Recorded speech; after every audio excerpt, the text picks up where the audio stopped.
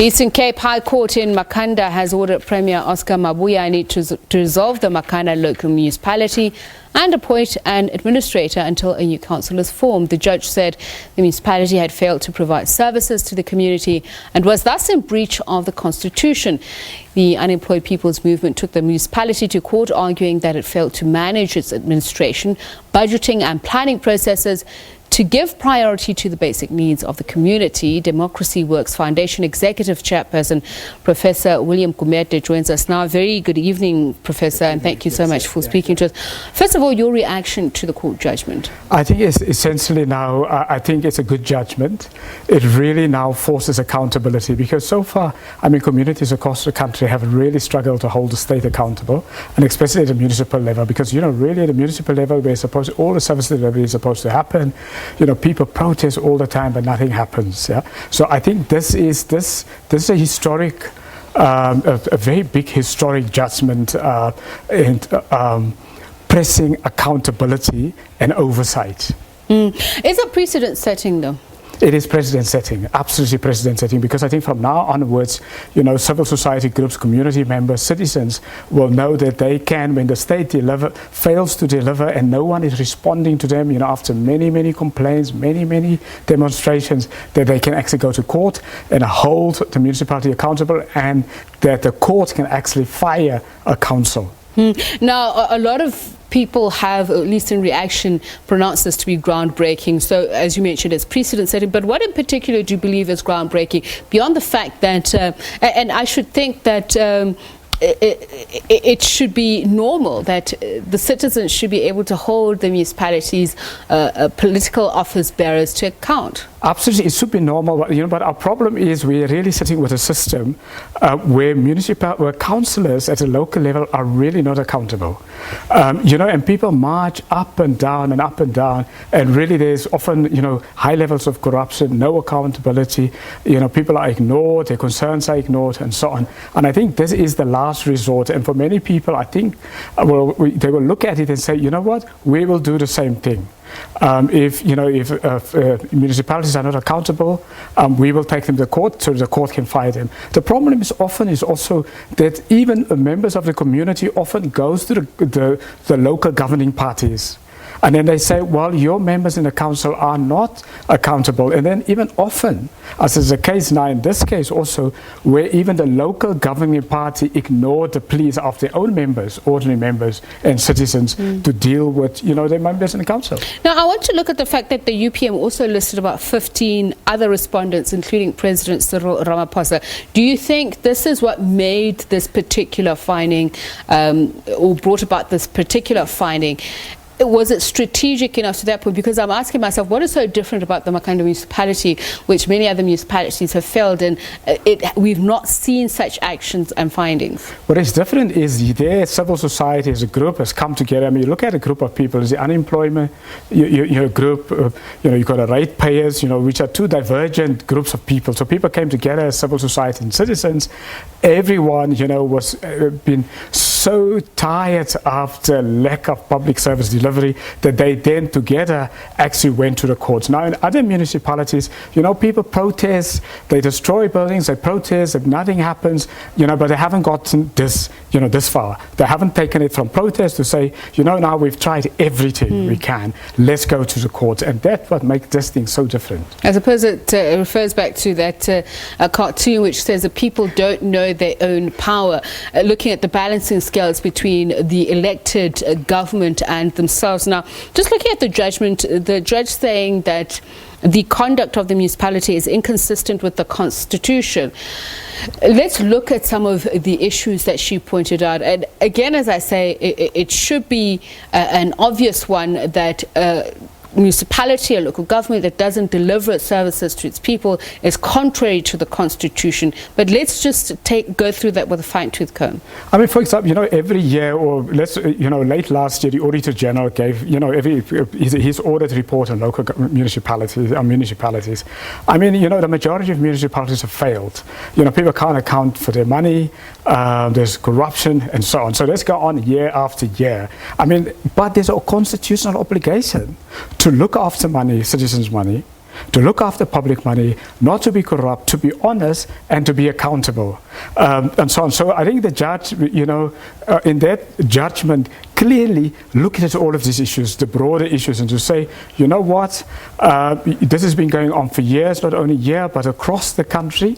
Let's just deal with the issues of the constitutional obligation of municipalities to deliver, at least to be responsible and to try their best. And this is obviously a municipality that's gone for months without water, at least even clean drinking water. And even when the municipality said it was intervening, it was not only not making it convenient, but available to the broader population of Makhanda. I mean, it's what you said earlier, and that citizens many citizens don't know their own rights.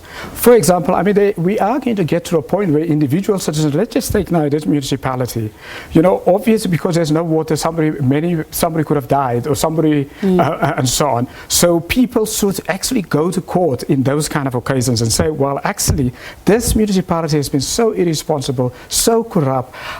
My loved one died. I am taking, the individual councillors to court so that they can be accountable for what has happened. So citizens haven't done that yet, but they should. Do you think it's something that could be done at national level? Importantly, I think this is so changed, so breaking in a way, unprecedented, that I think we will start to see it at a national level. So we can see test cases. And so let's look at also what the judges ordered, that the provincial executive implement a recovery plan aimed at securing the municipality's ability to meet its obligations. So where should they start in your point of view? I think, of course, the very, very first thing is there has to be an emergency plan as quickly as possible.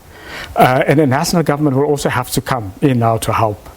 They may have to parachute people from outside now, from outside the municipality, to try to help, because this is really an absolute emergency, and so on. And they'll have to put resources in the municipality, because it's not only just in the surrounding areas, also the neighbouring areas. So there really has to be quick action now from the province. And so on, and also from national government, because not only the province, but national government must also intervene now. And the dissolution of the municipal council and the appointment of an administrator, that is something that has been ordered by the court. How will this expedite this emergency plan? I mean, in a sense, we don't know yet, because this is unknown territory. We haven't been there yet. But I mean, the way it should be working is really, if you get an administrator, brings in independent outsiders to try to manage the transition and so on, and then at least start to do the very basics, deliver on the very, very basics. But it will also, government will also have to then now put in, the money has been lost due to corruption and mismanagement and so on, and it will mean that national government will have to top up. Because this is an emergency and this is a court judgment, and to try to get basic delivery going in that town.